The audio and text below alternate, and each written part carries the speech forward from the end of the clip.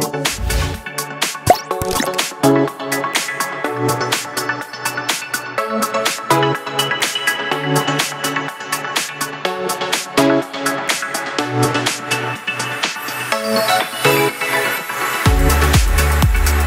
mio gusto di gelato preferito è gianduia. Sicuramente porto dietro un bagaglio che sia tecnico che personale. Esperienza bellissima, ho conosciuto persone alle quali sono ancora tutt'oggi molto legato.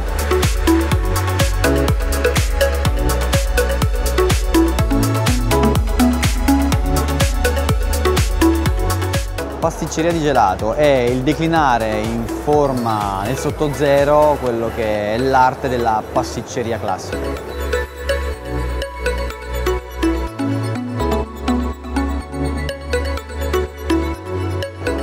Sicuramente quello di lavorare molto già con i concetti legati al bilanciamento di pasticceria, perché è una cosa che poi nell'arte pasticcera risulta sempre molto utile.